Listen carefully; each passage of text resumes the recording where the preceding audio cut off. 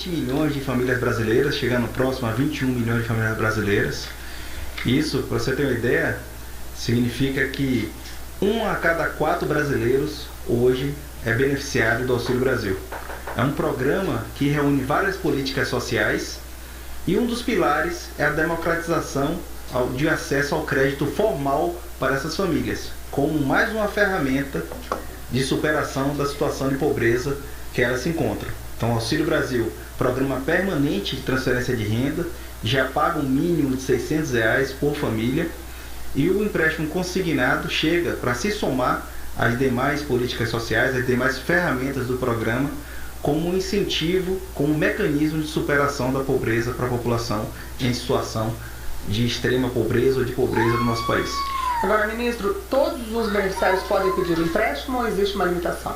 Todos os beneficiários podem pedir um empréstimo. Essa portaria ela foi assinada regulamentando a lei, foi sancionada no mês passado pelo presidente Bolsonaro.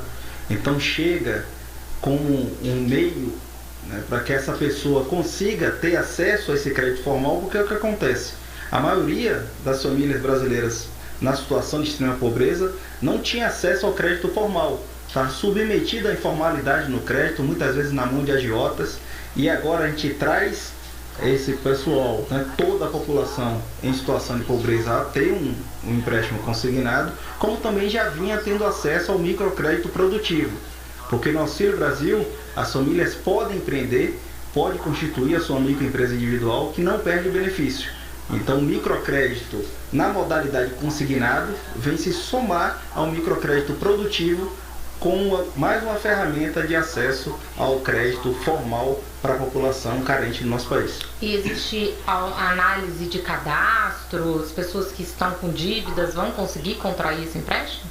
Nós temos uma análise que essa população, essa parte da população já estava endividada, como eu falei, colocada numa situação de informalidade do acesso ao crédito, muitas vezes até submetida a taxas, né, de um cartão de crédito rotativo, ou então a taxa de juros dentro de um cheque especial, e a partir daí a gente quer, com mais essa ferramenta, que essas pessoas troquem uma dívida com juros muito mais altos por uma dívida com juros mais baixos, e a partir daí consiga superar a sua situação de dificuldade financeira.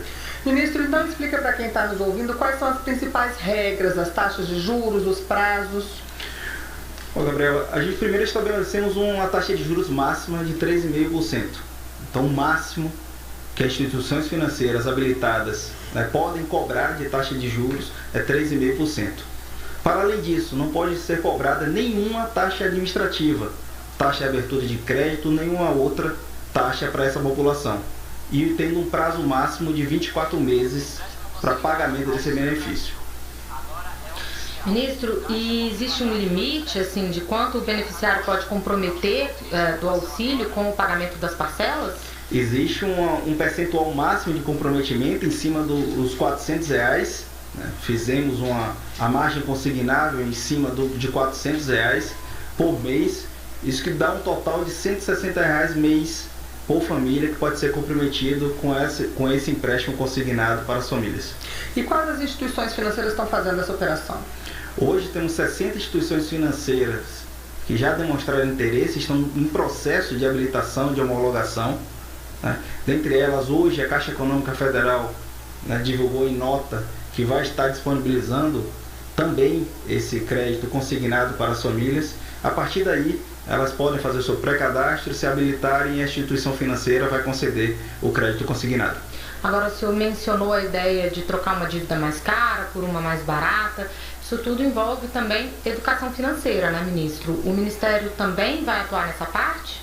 Vai atuar, sim. Inclusive, é uma das condicionantes para a realização do empréstimo consignado é a educação financeira, para que sirva de elemento de superação da pobreza, na troca de uma dívida cara por uma dívida barata, ou para empreender também. Porque, como eu falei, a população, né, beneficiária do Auxílio Brasil, 1 a cada 4 brasileiros hoje é beneficiado, ele pode constituir a sua microempresa individual, pegar o microcrédito produtivo ou o empréstimo consignado, que tiver a taxa mais barata para ele, e a partir dali está incentivando o trabalho formal dessas famílias, que muitos, né, chega a 51% do público do Auxílio Brasil já exerce alguma profissão.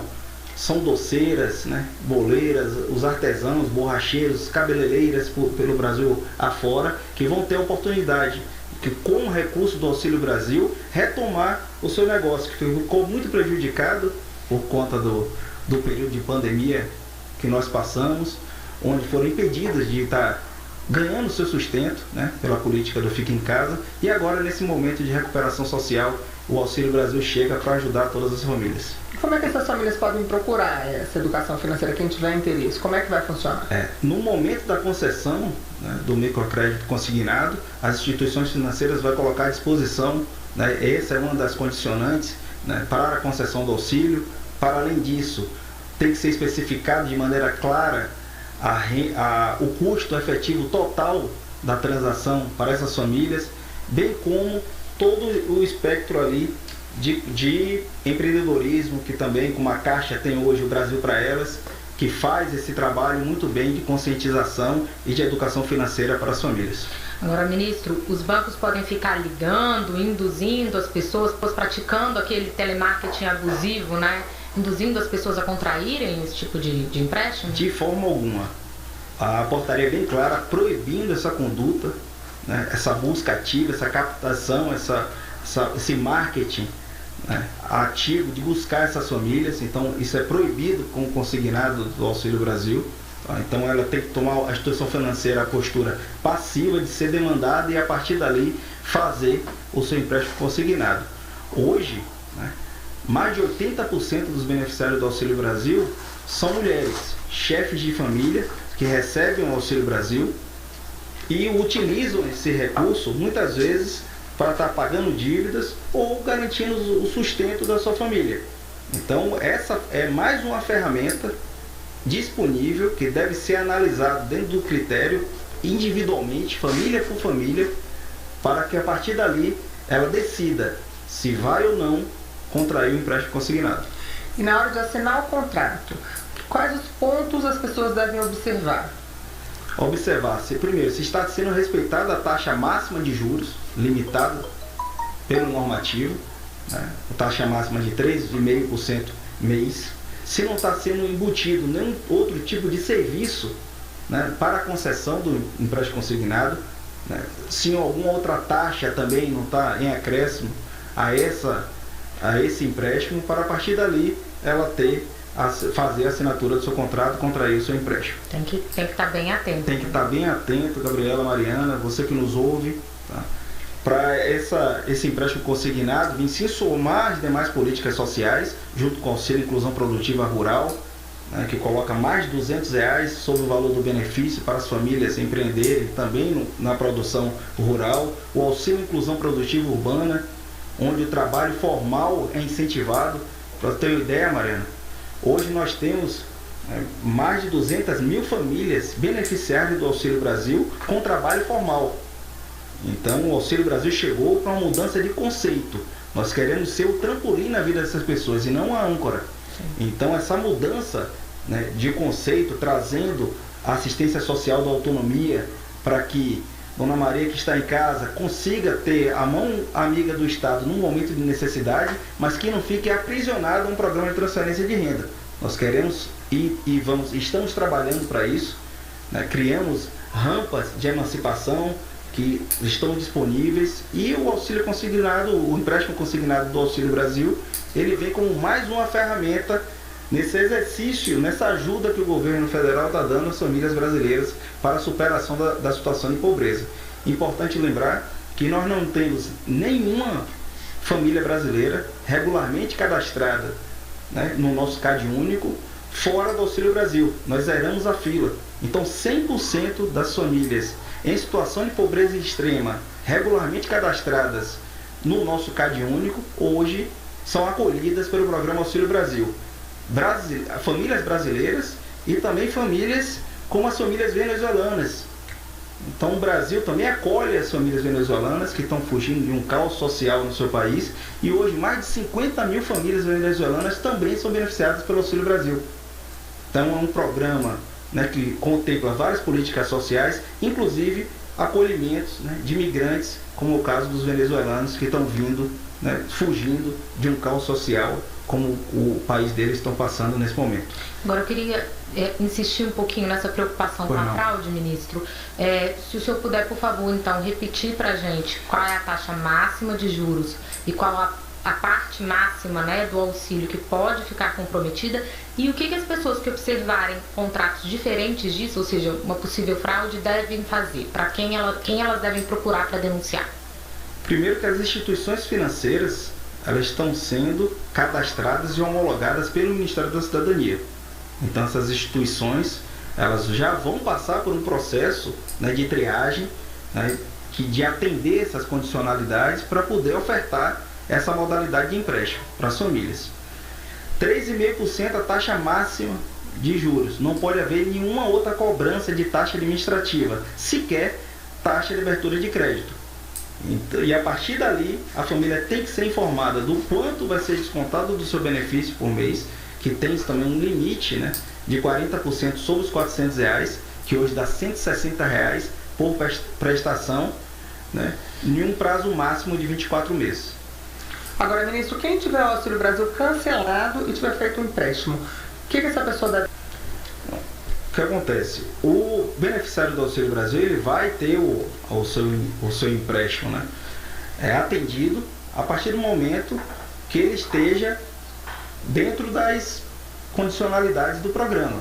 Então ele é hoje beneficiário do Auxílio Brasil, ele vai ter um empréstimo em seu nome pessoal dentro do seu CPF, né, para poder fazer o seu empréstimo consignado.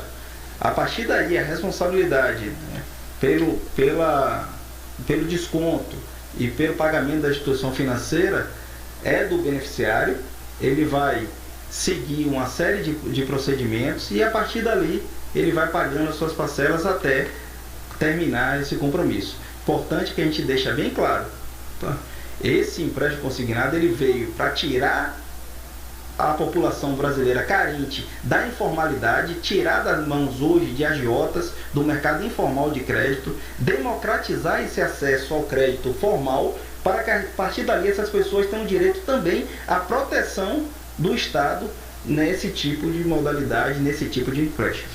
Ministro, e como são muitos detalhes, e a gente sabe que às vezes o ouvinte não consegue também memorizar tudo isso, tem um canal que as pessoas possam acessar para tirar as dúvidas, para rememorar todos esses detalhes? cidadania.gov.br, é uma página oficial do Ministério da Cidadania. Todas as dúvidas, né, da ferramenta empréstimo consignado, como também de outras políticas sociais que são agregadas ao Auxílio Brasil, como Auxílio Esporte Escolar, entre outros, está no site do Ministério da Cidadania.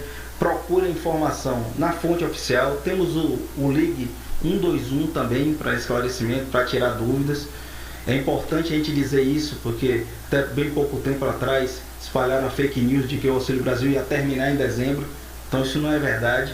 O Auxílio Brasil ele veio para ficar, é um benefício permanente. Zeramos a fila, quase 21 milhões de famílias brasileiras. Isso dá 1 a cada 4 brasileiros hoje beneficiados por esse programa de transferência de renda do governo federal, para que nesse momento de recuperação social nós tenhamos a proteção social como prioridade, o cuidado com as pessoas. Estamos vendo, por um lado, a economia do Brasil dando exemplo para o mundo e, por outro lado, a proteção social também.